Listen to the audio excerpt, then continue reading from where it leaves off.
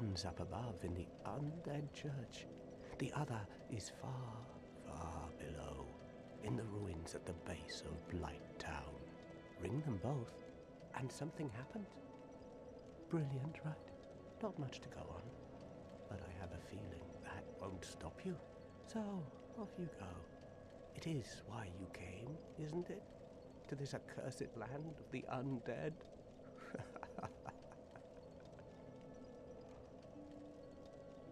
My shield is floating. Cool.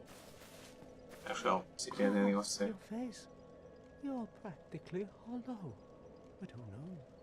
Going hollow could solve quite a bit.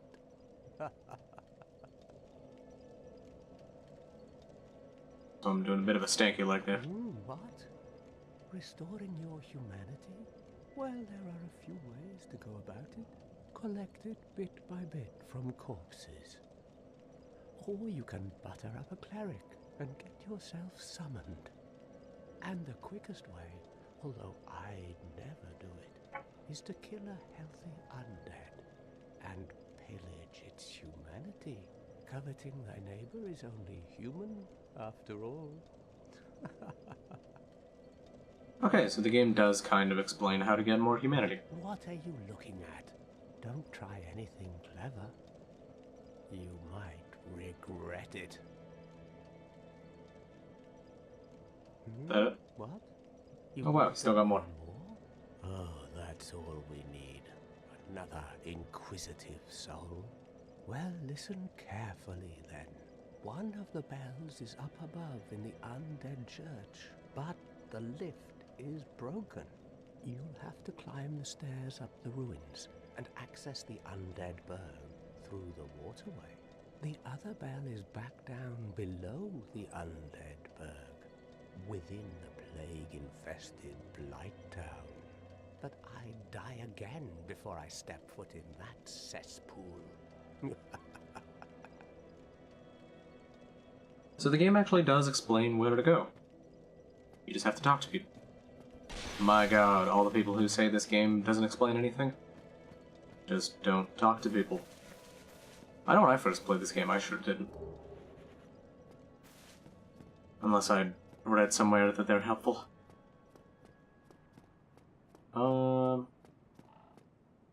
Actually, I'm going to do a couple suicide runs. Just at the beginning here to get some bonus stuff, which will be kind of helpful. First thing I want to upgrade is my dexterity a bit. I'll mostly be using dex weapons throughout this. And there's a specific dex weapon I'd like to use. But I'm not going to find that for quite a while. Lady, kind of cage here.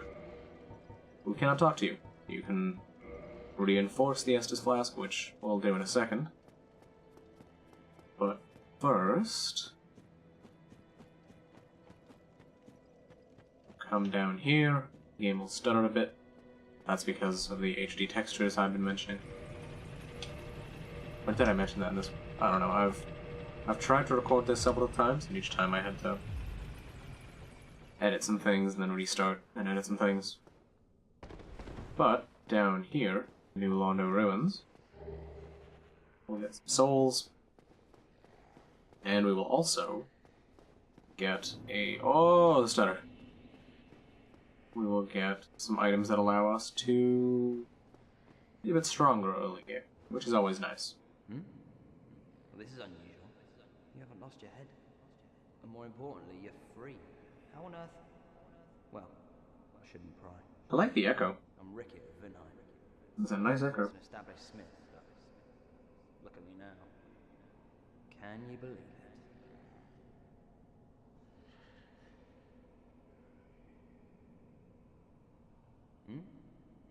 What is it?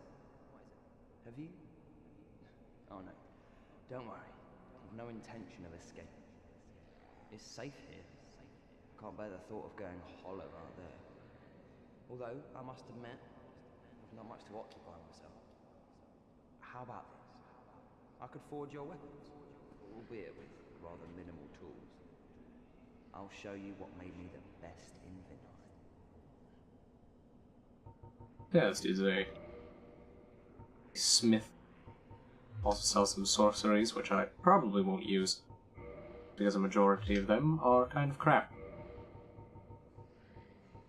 Oh, the straight sword hilt only costs 100 souls to increase. Come back soon.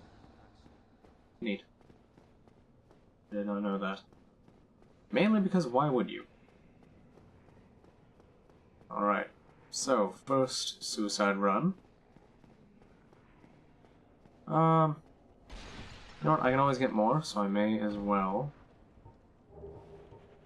use a transient curse, because there are some ghosts in this next section who can only be attacked if you are cursed or if you have a transient curse, which gives you a 5-minute timer during which you can kill ghosts.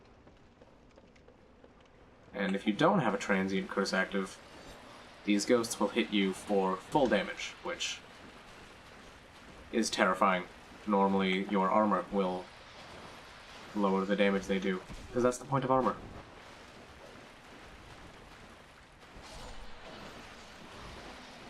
And I'm not really going to have enough poise to block to, Oh, come on.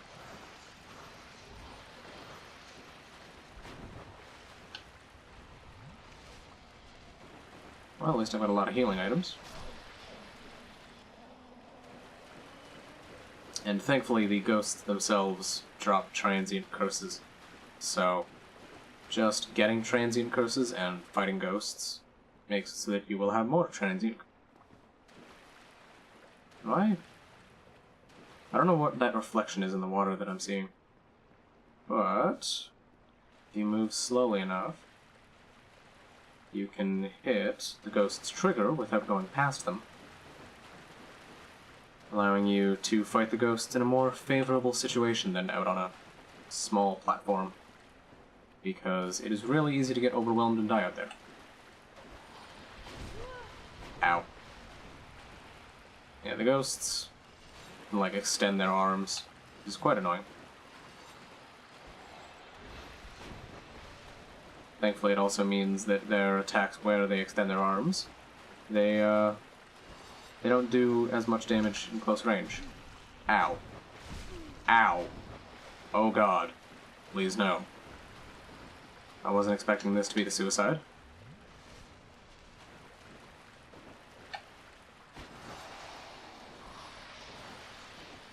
Oh, one of them has like 2 health. Come on. Heal him again. No! Do not grab me. I don't want ghost cuddles. I've gotten ghost cuddles. God, no.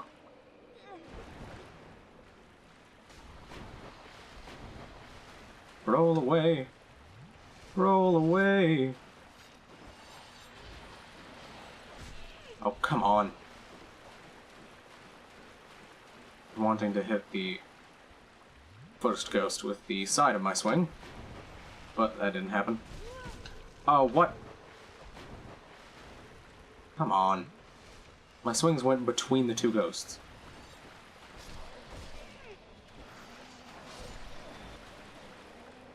That was a lot more difficult than it should have been. Right. Now I just need to not kill myself here. Fantastic. So yeah, there's a Firekeeper soul down here, and we will find several more throughout the game that will allow us to make the Estus Flask heal more. And just around this corner, I can hit it without killing myself by falling off the edge. Some more transient curses. The timer on them isn't going to end anytime soon, but I'd like to get a few more for later in the game, just so I don't run out of them. Because this area without transient curses blows.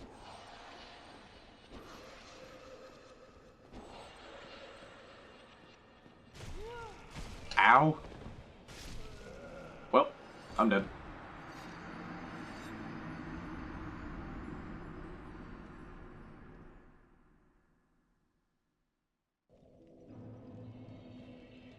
Alright. I probably won't go back for those souls. It's only like 1,000.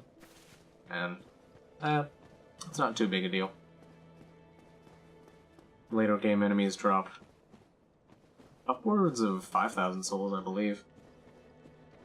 Oh yeah, no, that's definitely the texture is loading in.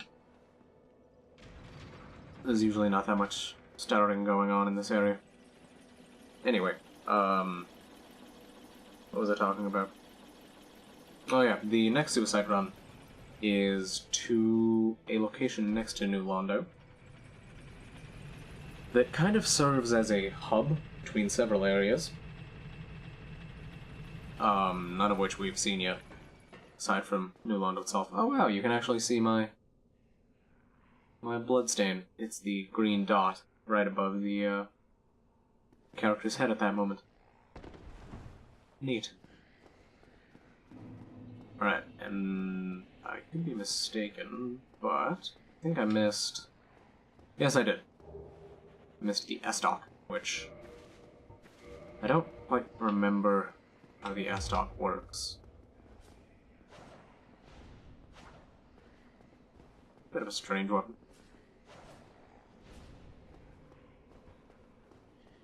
I imagine it's got a lot of range, but I know which weapon I'm going to use. So yeah, having the Master Key allows you to come out to the Valley of Drakes, and... oh my! Inside there is a area we'll go to in like 5 hours or so, somewhere around there. But just over to this way, there is a undead dragon that is guarding a bit of loot, a bit of nice items, some of which are a decent bit stronger than the gear you start with. So what you can do is run and just try and grab everything, because that dragon can kill you really easily even later in the game. So taking his stuff is absolutely a suicide run. But now that we have the Firekeeper soul, we can come down here, reinforce the Estus Flask, and now if you look at the bottom, it says Estus Flask +1, and it will heal, it might be 50 more health, it might be a percentage more, I don't know the math on it. And the weapon we got, the Astora's Straight Sword, is 80 regular damage and 80 magic damage, which compared to the Straight Sword, the Short Sword 78 physical damage, and the S-Dock 75, is pretty good. I don't currently have enough intelligence to use it though, and I'm not really interested in using the intelligence part of it, but even without that, I can still swing it just fine. It won't do as much damage with the intelligence scaling, but with the intelligence damage, but it's still extra damage I wouldn't be getting with just the regular sword. So even without having a higher intelligence, it's still, in my mind, an upgrade to the regular sword. And we can actually test it just ahead.